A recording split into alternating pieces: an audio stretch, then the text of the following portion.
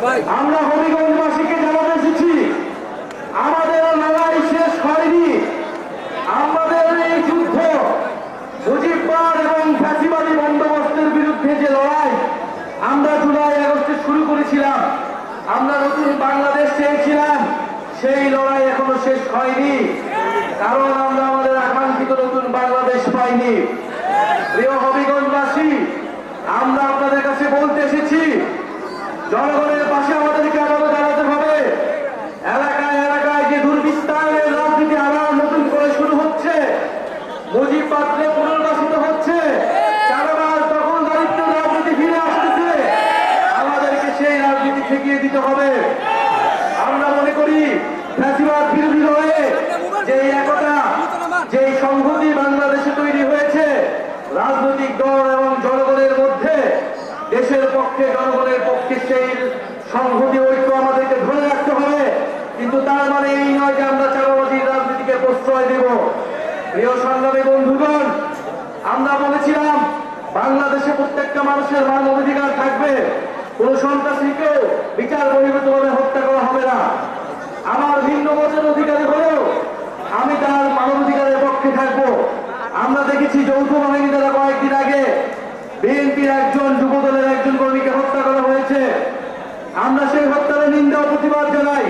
কারণ আমরা মনে করি, আমরা যেমন চাঁদাবাজির বিরোধিতা করি, আমরা একইভাবে বিচার বহির্ভূত হত্যাকাণ্ডেরও বিরোধিতা করি। প্রিয় হবিগঞ্জবাসী, হবিগঞ্জের জনগণের পক্ষে আমাদেরকে দাঁড়াতে হবে। হবিগঞ্জের স্বাস্থ্যর সমস্যার কথা আমরা জানি। আপনাদেরকে কিছু হলেই ঢাকাতে যেতে হয় বা সিলেটে যেতে হয়। হবিগঞ্জের দূর দূরান্ত থেকে, গ্রাম থেকে মানুষ স্বাস্থ্য সেবাটা পায় না। হবিগঞ্জের তরুণরা কর্মসংস্থান পায় না। আমরা এই নতুন বাংলাদেশ করতে চাই, যেখানে স্বাস্থ্য ব্যবস্থা সকল সিন্ডিকেট ভেঙে দেওয়া হবে, যেখানে স্বাস্থ্য ব্যবস্থাপনা তৈরি করা হবে, যেখানে তরুণদের কর্মসংস্থান নিশ্চিত করা হবে, যেখানে বাংলাদেশের অর্থনীতি থেকে লুটেরা দুর্নীতিবাজদেরকে বিচারের আওতায় আনা হবে। সংগ্রামী হবিগঞ্জবাসী, আমাদের এই লড়াইটা কেবল বাংলাদেশ নয়, এই লড়াইটা পুরো দক্ষিণ এশিয়া ব্যাপী। আমরা দেখছি বাংলাদেশের সীমান্তে হত্যা হচ্ছে, বাংলাদেশের সীমান্তে মুসলিম, ভারতের মুসলিমদেরকে বাংলাদেশি বলে খুশিন করা হচ্ছে। আমরা তীব্র নিন্দা ও প্রতিবাদ জানাই।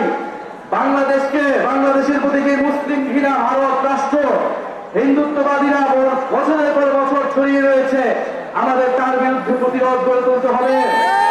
দক্ষিণ এশিয়ায় দলিত, মুসলিম, নিপীড়িত যত নিগোষ্ঠী রয়েছে সকলের ঐক্য দরকার।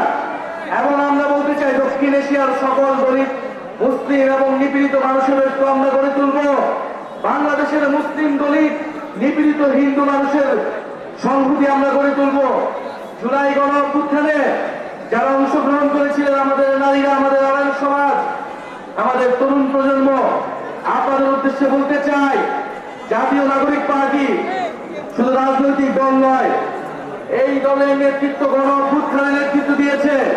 ফলে এই দল দেশের প্রতি যারা শহীদ হয়েছে, আপনারা যারা আন্দোলনে ছিলেন, সকলের প্রতি সেই দায়িত্ব আমরা অনুভব করি, দেশের প্রতি সেই দরদ আমরা অনুভব করি। আমরা সেই দায়িত্ব দরদের রাজনীতি দিয়ে বাংলাদেশ এবং হবিগঞ্জের মানুষের মর্যাদা পুনরুদ্ধার করব। আমরা, প্রিয় বন্ধুগণ, আজকে আমরা এসেছি অল্প সময়ের জন্য, আমরা আবার আসবো হবিগঞ্জে। হবিগঞ্জে আজকের প্রোগ্রাম বাস্তবায়নে যারা কাজ করেছেন, জাতীয় নাগরিক পার্টির যারা নেতৃবৃন্দ রয়েছেন, জাতীয় যুব শক্তি, শ্রমিক এবং ছাত্র সংসদের যারা নেতৃবৃন্দ রয়েছেন, সকলকে আন্তরিক ধন্যবাদ জানাই। আমরা কি হবিগঞ্জের